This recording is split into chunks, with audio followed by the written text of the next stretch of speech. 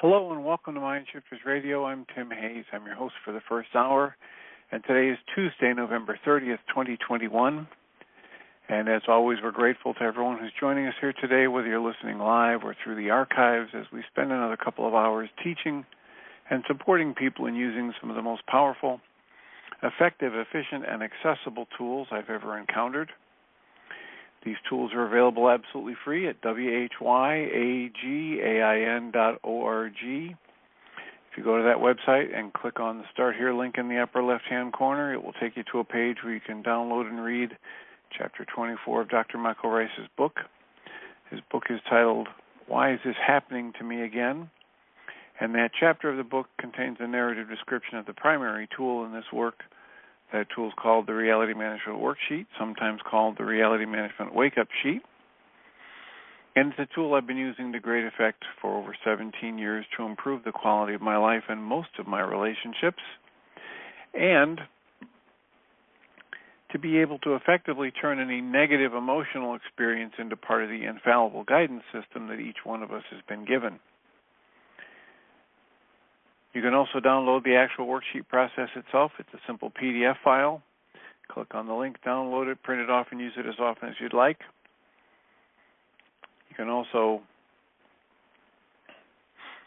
download a whole host of audio files of shows just like this one, where people have been stepped through that worksheet process, or given powerful testimonials about how the application of that tool in their lives has improved their life quality. And we hope people do that soon and often, because if they do, it usually leads to questions and comments, testimonials, etc. If you have any of those to share with us, give us a call at 563-999-3581.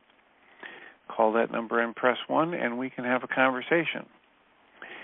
You can also go to your app store and type in the 3 words Heartland Aramaic Forgiveness and get access to a completely free and private app that contains the Reality Management Worksheet, an abbreviated version of that worksheet process, and a copy of the Dragon Klingon game, which is a wonderful way to introduce these tools to even younger audiences.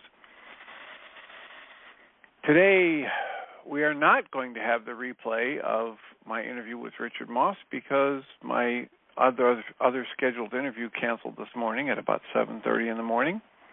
So I'm here live today, and I will go through the Course in Miracles workbook lesson, since we're doing those this year.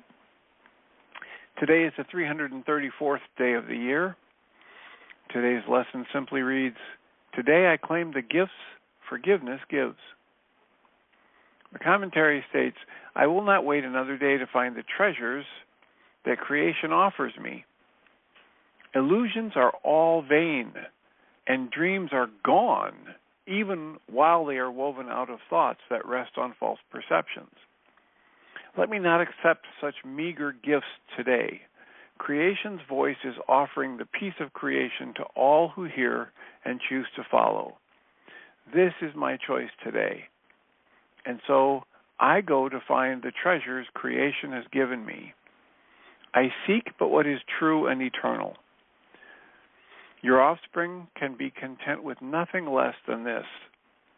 What then can be their solace but what creation is offering to its bewildered mind and frightened heart, and to give each of them certainty and bring them peace? Today I will behold my fellow travelers as sinless. This is the will of creation for me, and for so I will behold my sinlessness. So that's the Course in Miracles workbook lesson, and the Course in Miracles experiment lesson, number 334, is titled Rewriting Murphy's Law. Pam quotes Elizabeth Hackett, who said, reading the morning news is like opening the bedroom door in Poltergeist and seeing stuff flying all around the room. Pam writes, Murphy's Law, a famous adage that most of us live by, states that, quote, anything that can go wrong will go wrong. Lesson 334 begs to differ. It is only our belief in problems that perpetuates the problems. Our constant struggle to awaken is the very obstacle to its accomplishment. whenever I am being my mind's slave, I'm not living in my natural state of joy. I'm not living my truth, which is that I'm already free and infinite. Instead of looking for the next teacher, the next book, the next process, I would like to suggest that we spend time following the dude's law, the creator's law, that states anything that can go right will go right. Once we start noticing all that's going right, that is all we will see. So that's our Course in Miracles workbook lesson and the Course in Miracles experiment commentary for today.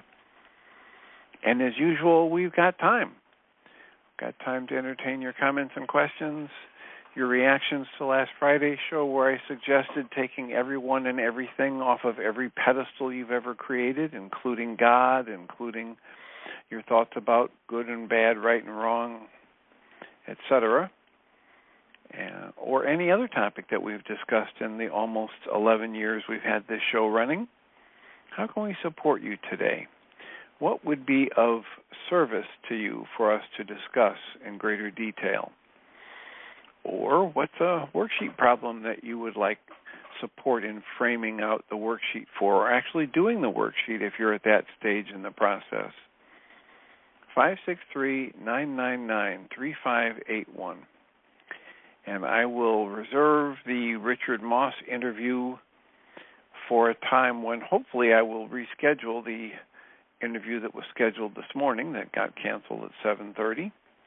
And I encourage you to listen for that. Or if you're anxious and you want to find out what Richard Moss has to say, you can go to the On Your Mind podcast by Journey's Dream. It was several weeks ago that got published. JourneyStream.org/podcast is the way to access that body of material. And we appreciate it when people access that material any way they can, because the purpose, again, there is to be of service and to help change the narrative on mental health in our country to one in which optimal health and well-being is possible and expected, and to one in which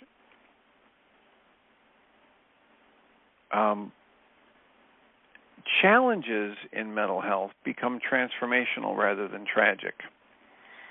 And so the Journey Stream On Your Mind podcast is another free resource to help people sometimes discover for the first time that there are all kinds of options out there to the conventional approach to mental health problems. And some of them involve tools like the ones Dr. Michael Rice is offering. Some of them involve tapping into resources that can help you advocate for your rights if you're being restricted by a residential home or a hospital or the legal system. And some of them involve wonderful, relatively new advances in psychology and mind-body energy work. And so we're hoping people will take advantage of that. And if you have questions about any of that, whether it's from the On Your Mind podcast or anything we've brought up in the past almost 11 years on this show, we'd love to hear from you. 563-999-3581. If you call that number and press 1, we can have a conversation. How can we support you today? I'm going to take a risk here and turn on the microphone for Susan. Susan, are you available to talk? Sure. I don't know if you heard, but the interview I was supposed to be doing got canceled at 7:30 this morning, and I did not make time to look at the thing you sent from Richard Rohr. But here you are. And I believe in one of your emails this morning there was a question or two. Yes. Well, there was, but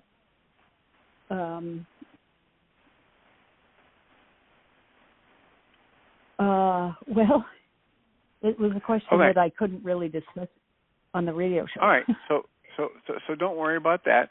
I just wanted to let you know that I did get your email, and I did not yet make time to look at that Richard Rohr meditation, but I will. And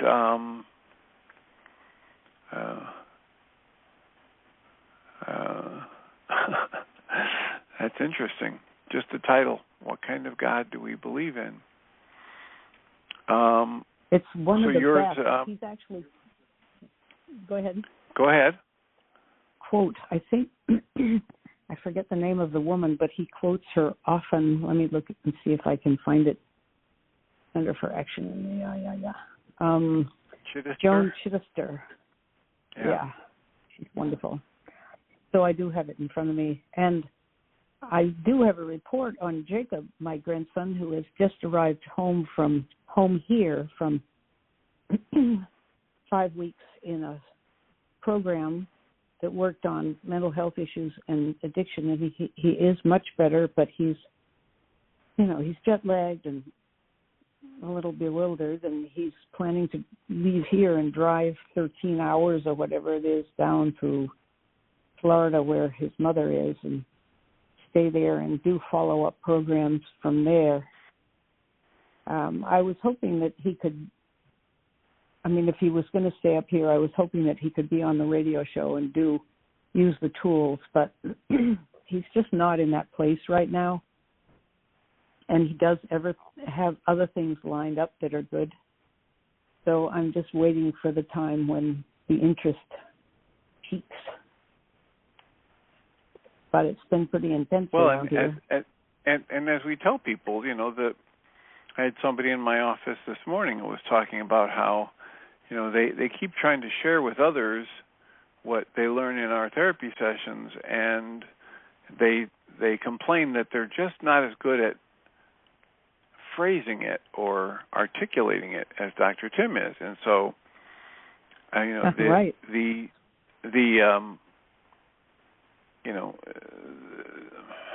advice, the observation that I made with him was, the best way for me to share this work is for me to just do this work on myself.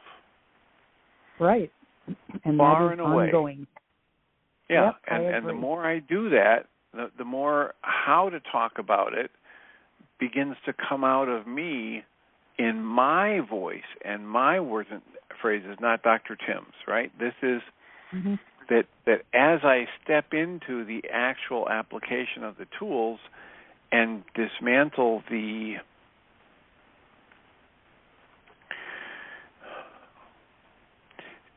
thought process that keeps me stuck in my own pain and fear and sadness and hurt, etc. The more I do that, the more I understand it in a way that I can talk about in my vocabulary and my life experience, and the more easily it is shared with others.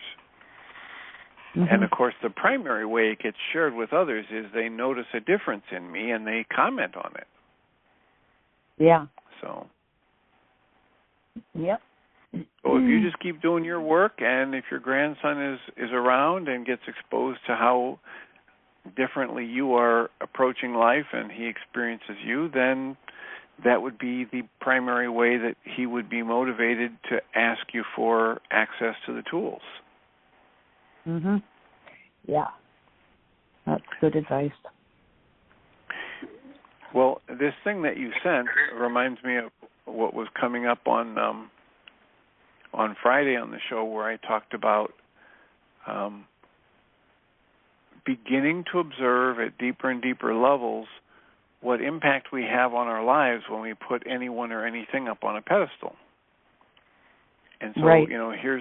They're asking the same thing. What kind of God do we believe in? Who or what are you putting on a pedestal? Are you putting on a pedestal that God that is vengeful? And what's the impact of doing that in your life? Right.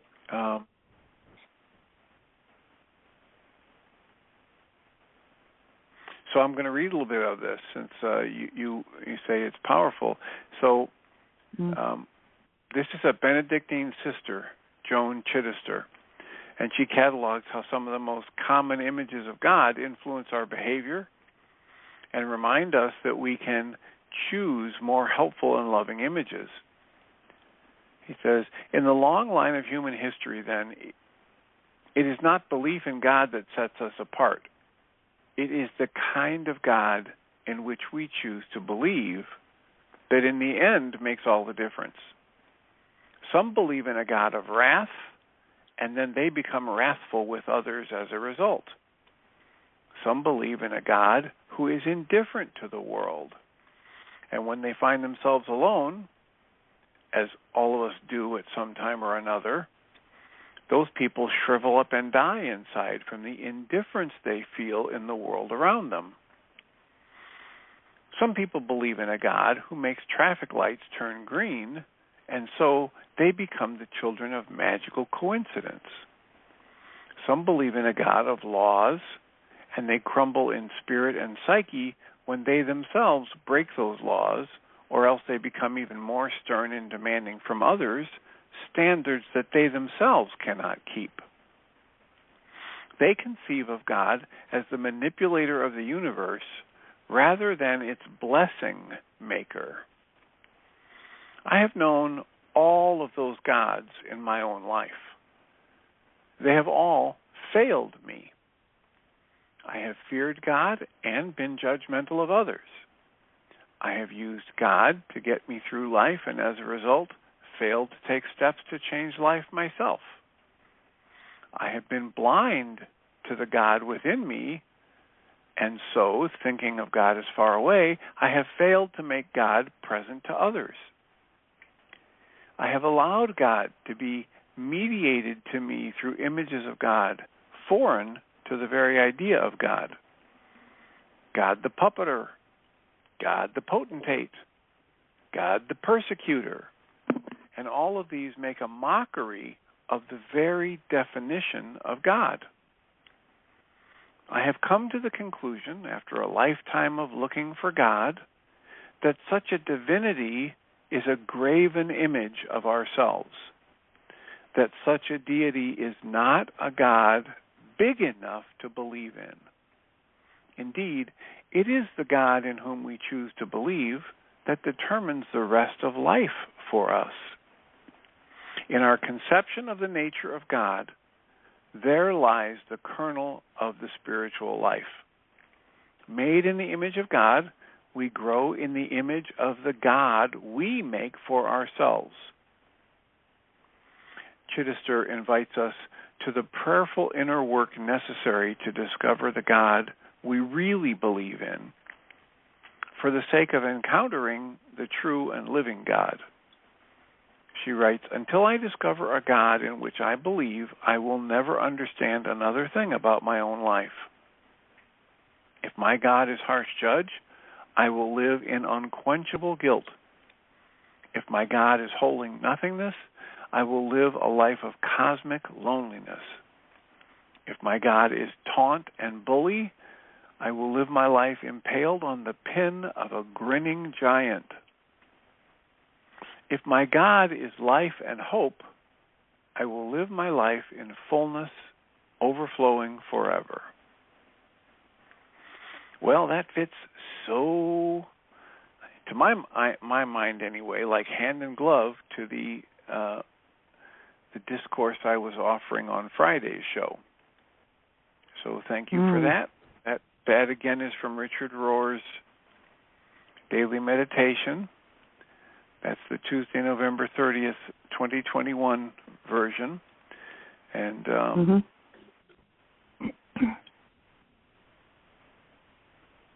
meditations at CAC.org. So the CAC stands for Center for Action and Contemplation. Right. So thank you for that. And that's a lovely compliment to the rather risque show we did on Friday. Wish I'd heard it. Sorry. Yeah. Yeah, it never hit me so strongly how we choose to regard others and all of life is attests to our view of God. It really reveals our view of God. And so that email I sent you, I told you about a situation where I'm outside of knowing what to do with that situation. It isn't even really a matter of judgment, or maybe it is. It's just complete mind-blown dumbfoundedness and feeling as if I have to do something about it, although it's many, many years after the fact. I don't know if you read the email, but yes. no need to read it now. Yeah, no, okay. I did, and I understand what you're referring to and how it's not really an appropriate conversation for the internet show.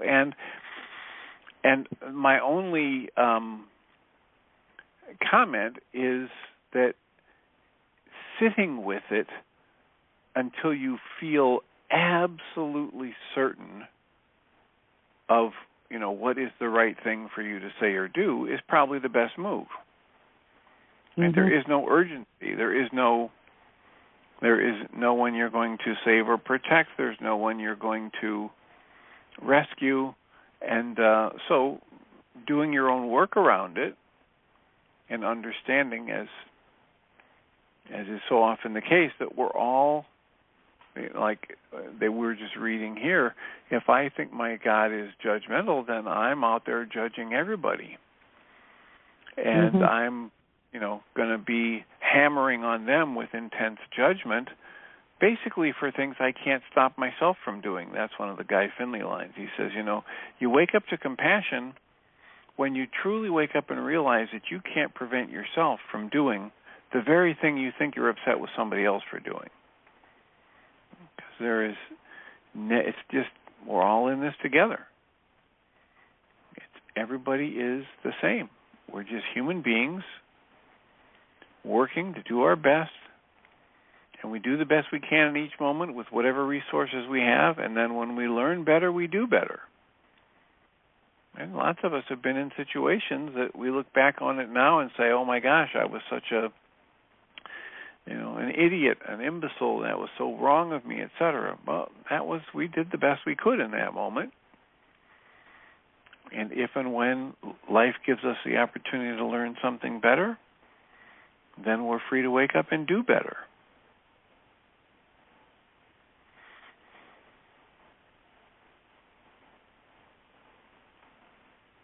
So hopefully, you can give yourself permission to just be with yourself and with the tools and live along someday into the answer of exactly what's the right thing for you to do from that place of deep knowing.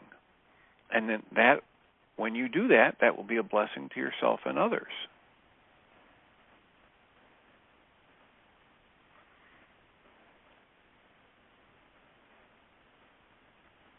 Well, I guess I love the way. I agree. Go ahead. Go ahead. I love the way that Joan Chittister talks about, if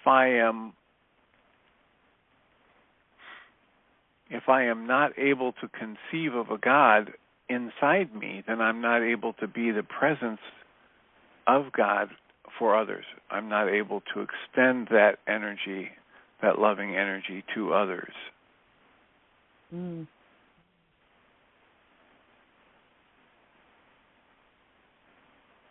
Well, in this situation, I can understand the impulse of the person who did that, but I can't understand actually doing it. So I guess I've made a margin or a line between a thought and an action, or something that occurs and something that's actually carried out. I suppose it's like saying, I could kill you, and actually killing you, as opposed to saying, I could kill you because I'm very mad and I would like to do that, but the impulse is very different from the action. So I guess that's the stuck point, to admit that perhaps there's not much difference between a thought and an action. I'm not there yet, for sure. But. All right, but the other thing is that in any given moment, I'm going to choose what I do or don't do based on the resources I am aware of in that moment. Mm-hmm.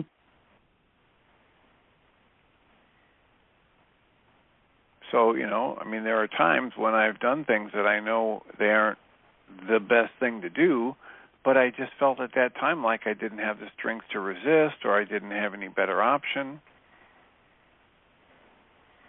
And so, it's about resources, strength, awareness. It's not a simple one-size-fits-all world we're living in. Mm-hmm. Yeah, well, the idea that we're all innocent, I obviously haven't accepted that on the deepest level, whereas I thought I had. That the idea that we're all what? Innocent. Ultimately, okay. Innocent. I person, which means I'm not there yet at all, really. There are possible conditions on that view of the world. It seems really unproductive to be so abstract about this, so I don't want to take up a whole lot of time on the radio show if I can't be specific, but I really can't. So thanks for reading Okay, that. but it is the same thing for each and every one of us, regardless of the offense. And regardless of what we might label as the severity of the offense. This is what you're talking about, is what all of us struggle with, whether we're judging ourselves as bad or wrong, or we're judging somebody else as bad or wrong. This was one of the concepts in the last session I was in. How could it be that all events are neutral? We had a recent session where that was one of the themes. That's a title of one of the lessons in the Way of Mastery, that all events are neutral. And he said, here I am out in the world trying to share that learning with other people, and they look at me like I'm crazy. Yeah. I can understand. Well, so what's the message there? How could all events be neutral? Nothing has any meaning. Nothing is real. Well, that's not the full truth either. The full truth is things only have the meaning that we choose to give them. So if you choose to believe this was bad, this is wrong, this is horrible, this makes this person less than me or somebody else, then that's going to be what you create for yourself. That actuality will be your experience. You're going to create that experience. And it doesn't matter whether somebody stole a cookie or somebody drove drunk and killed somebody. You're going to have your judgment, and you're going to have the impact of your judgment once you make the judgment. It's one of the things that the Way of Mastery said. I probably mentioned it on Friday as well. It said, if you could understand what happens in your body when you judge, how the very cells in your body cease functioning properly, you would never judge again. Yourself or anyone else for anything.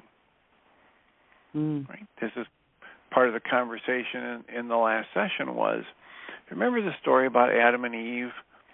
Oh, sure, I remember that story. Well, they were supposed to be in the garden, and then, somebody eats an apple, or somebody eats the fruit from the forbidden tree, or as sometimes the story is told, someone eats the fruit of the tree of the knowledge of good and evil. Mm. So what does that mean? That's very much like the wisdom that Shakespeare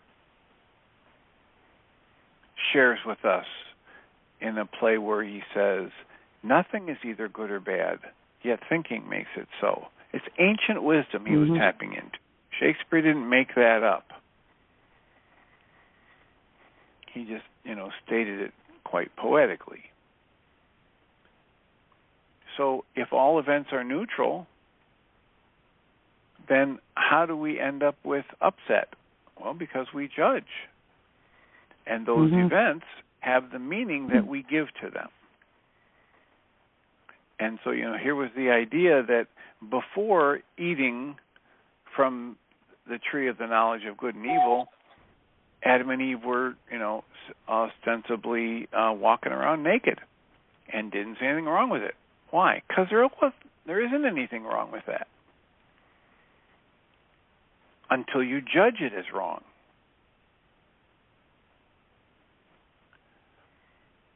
Guy Finley says, the vast majority of your mental and emotional pain and suffering is the bitter fruit of a comparative life. You compare yourself to somebody else, you compare yourself to an ideal, you judge something, and that's how you initiate the vast majority of your pain and suffering. When I talk about this, people often throw their arms up and start wailing and screaming, wait a minute, you're saying that, hands off, everything goes, no one, you don't stop anybody being abusive to a child in a store, and all of this thing. They go to the extreme, right? They use the all or nothing thinking. And what we're talking about is not that extreme all or nothing thinking. We're talking about a very powerful set of observations that we can use to understand how we create our experience of life. That's all we're talking about. And it's perfectly okay, it's perfectly understandable for me to discern the difference between one, like the set of consequences for a particular behavior pattern over another. I don't have to say I just never do anything. I walk through life like a dried up leaf blown on a wind. That's not the case. And at the same time, I can choose to act in response to something without going into tension and judgment and thinking I'm better than the other person. I can discern that I prefer this set of results or consequences to a different set of results or consequences, and I can choose from a position of calm, relaxed, wide-awake observation about what are the consequences when I choose lovingly or I choose from acceptance and surrender as opposed to choosing from judgment.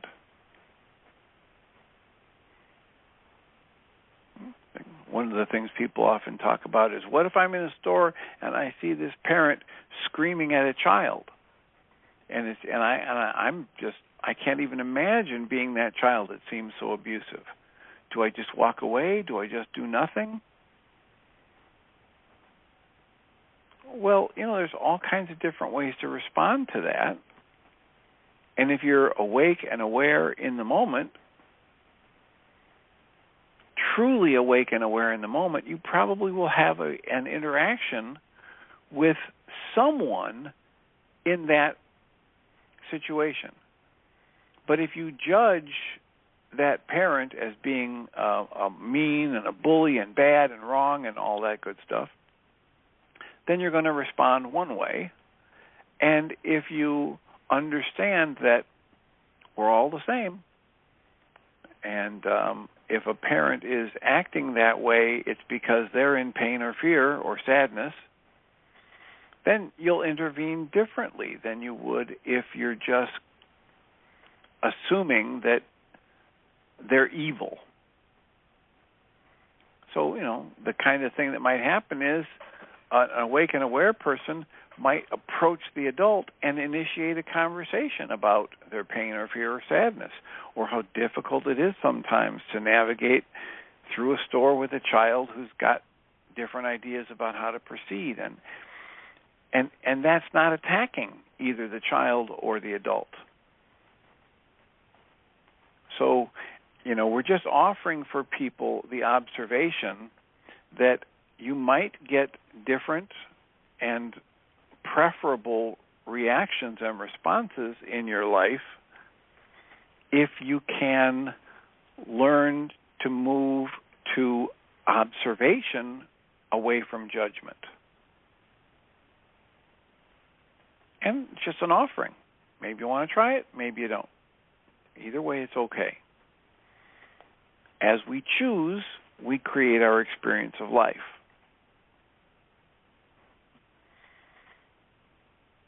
Whether it's a simple situation like somebody, making a harsh comment to a child in a store, or somebody doing something that we think is much more grievous, either way, it's always a good thing to go back to that practice of the gentle art of blessing and see both of those people in their highest and best, capable of living into the awareness of their true nature as the miracle of creation expressing in form.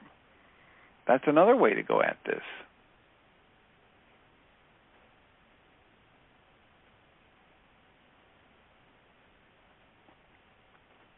Does that make sense? Yeah, thanks. And until such time as you come to that clarity of, how to proceed and when to proceed or what to say, if anything, then that practice of holding each other in a blessing, holding each of the participants in that interaction in a blessing, is a really good thing to do. Yeah, that's a very good idea, because that's doing something. I think I've got this idea I've got to do something. And there's nothing to be done at this point. Right.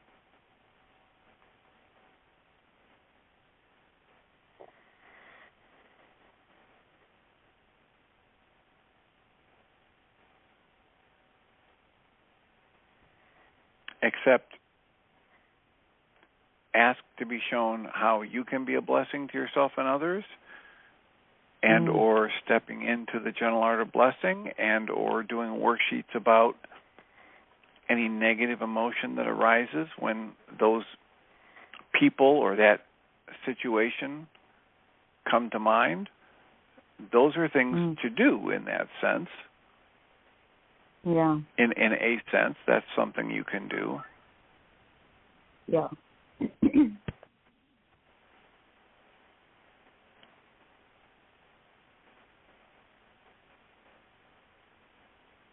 Thank you, Dr. Tim.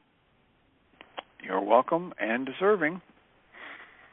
Any other comments or questions or suggested topics or people you want to recommend I interview? I'm always on the hunt. I know. It's too bad about that one this morning. Who was it with? This is with another functional medicine doctor or psychiatrist. Oh, okay. That I had a lead on from someplace. And they're saying they would like to reschedule for later in the month, and I said, okay, well, can't really, the way I view it is they're doing me a favor by letting me interview them and help get that word out. And so I just work to be as flexible as possible and move into trying to line up the next interviewee. Right.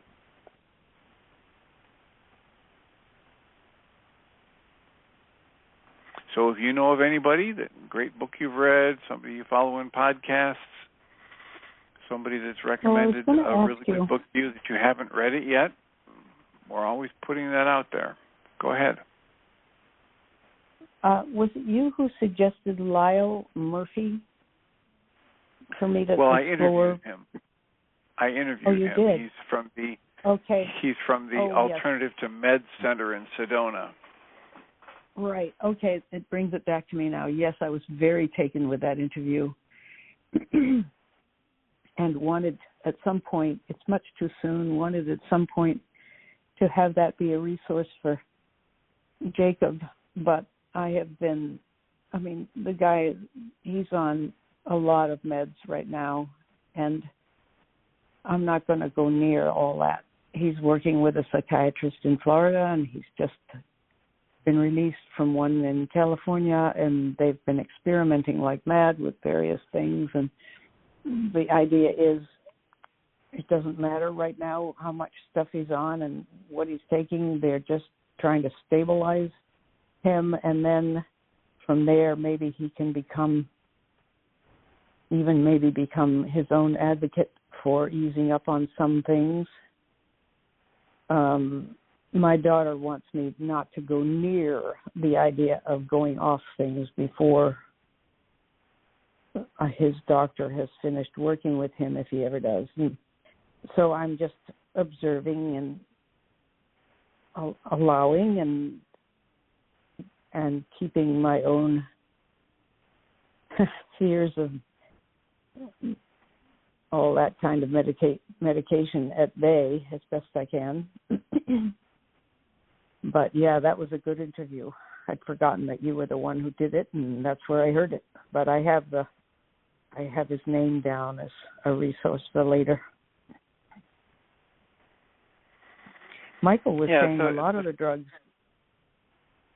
Go ahead, Michael's saying a lot of the drugs what? Are variations or distillations made from organic things in nature.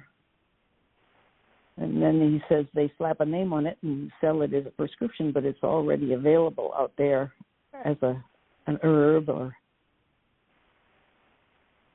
something else. I don't know enough about that to even almost know what I'm talking about, but it does seem really interesting that there's the idea that if there's anything wrong, there's also the remedy. Wrong in nature, there's the remedy existing in nature too. Well, there's the valerian root, which is, basically what they made Valium to be able to sell. There are other examples like that in, the stuff that they sell as aspirin was originally a derivative of tree bark, etc. And so there is some truth to that. There's also a lot of truth to if you read the book on Anatomy of an Epidemic by Robert Whitaker, you find out about how they are really, the drug companies are basically just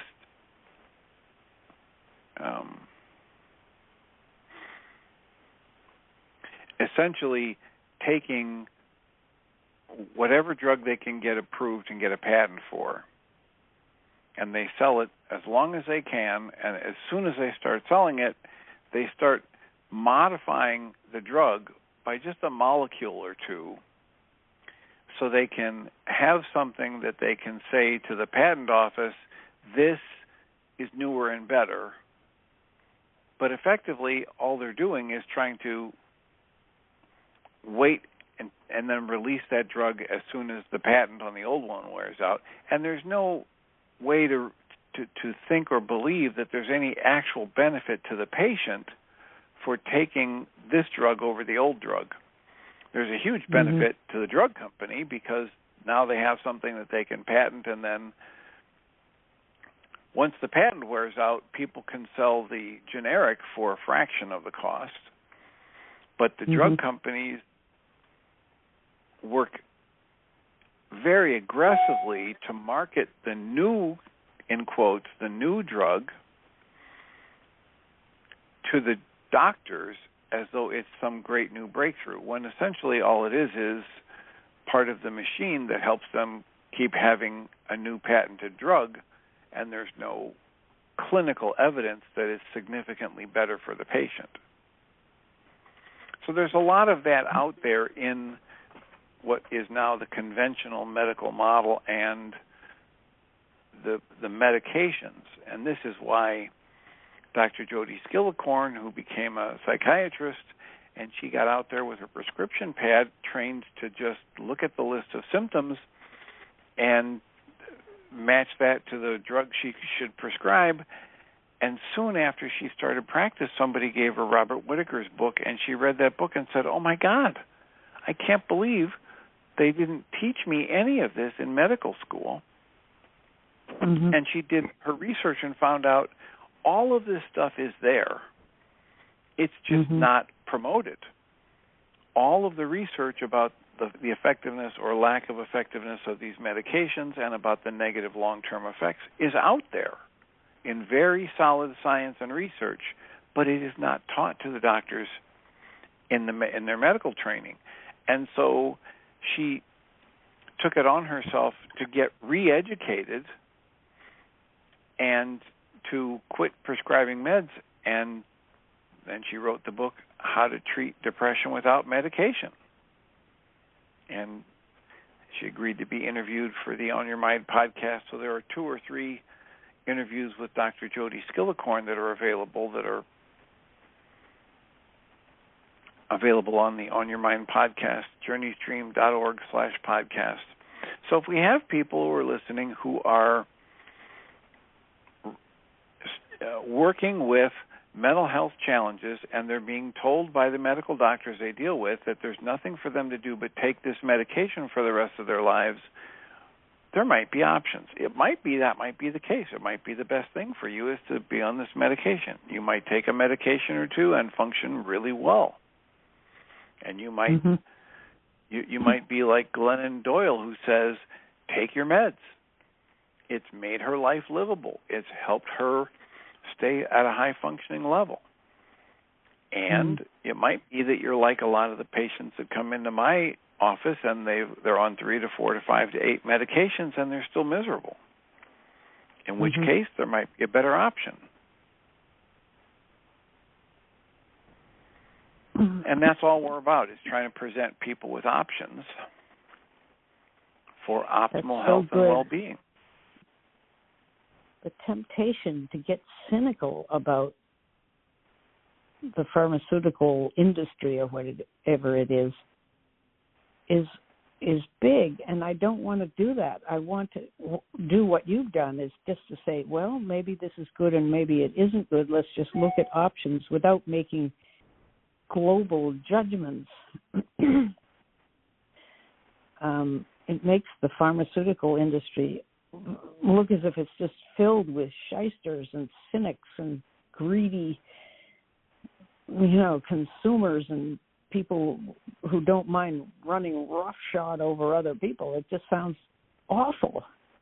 I don't want to believe that either. All right, but there are parts of it, just like any business that's highly successful and where there's billions of dollars at stake, there are parts of it that are awful, gunky, ugly, messy. But that's true about anything in life. Yeah. That's part of what was in the Pema Chodron book I was listening to today, where she's talking about, in each of us, the truth is ugly and messy and has many varied parts to it. And it's the bodhicitta is got parts of it that are ugly and messy, and that's that sacred heart within us. None of us is without the messy parts.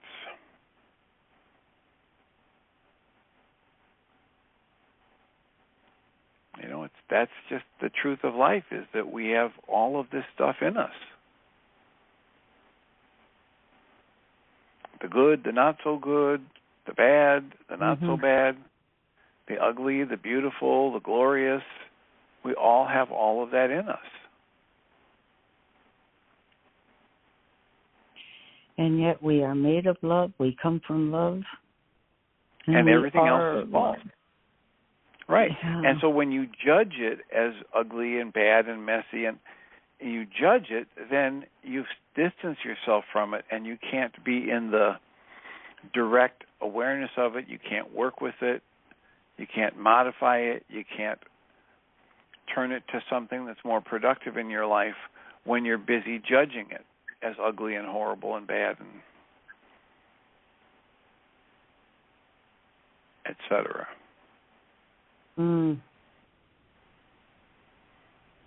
So the call is to be with it and to be honest about it at deeper and deeper levels, and to catch the judgment as soon as it happens and release the judgment and move into that, what some would call allowance and surrender.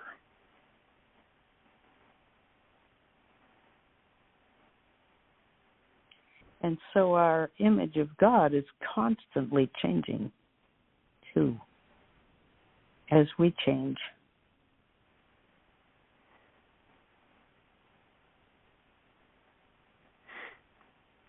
Well, it can. I mean, a lot of people refuse to question and therefore open to allow change.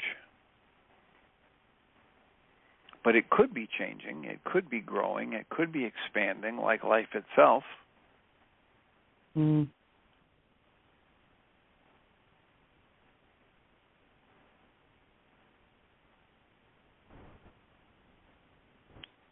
Well, I feel as if you've just put a tiny little wedge of light into my confoundment about this situation. It's helpful. Just to say nothing need be done at the moment is very helpful. And then to practice whatever good things we can practice in the meantime while waiting for enlightenment. Yeah, to move myself more directly as often as possible into the awareness of my true nature and the true nature of everyone and everything around me. You know, it's years ago on this internet show, it came to me to start talking about how every person that you encounter is a being of brilliance and light, just as you are a being of brilliance and light.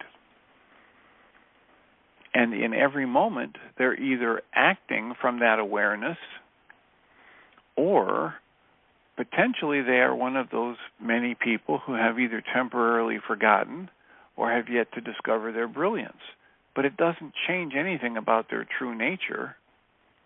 You know, when you forget, you know, when you're in a dream at night and you forget that you are the mother and the grandmother and the wife, it doesn't mean you aren't.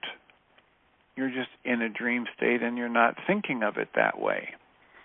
You're not, you don't lose your adult competence when you're in a dream and you get terrified. It's just that you're not consciously aware of it in that moment. Well, so the same is true for every one of us in every moment of our lives.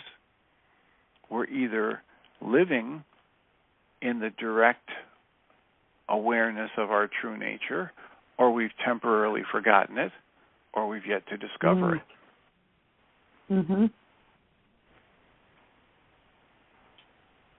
So anytime we're having an internal experience that's less than that compassionate, joyful, loving, gratitude-filled experience of life, then we can use the tools, like the ones available at whyagain.org, to remove the garbage or the bushel baskets that block our view of our true nature and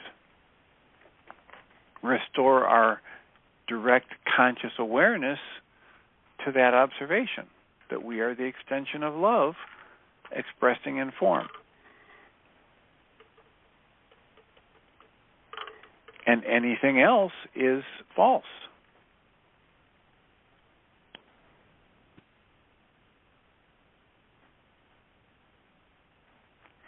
So we had somebody put a hand up, I just noticed in the switchboard, so I will turn them on, as is our agreement. Area code 830, you're in the air. Who do we have?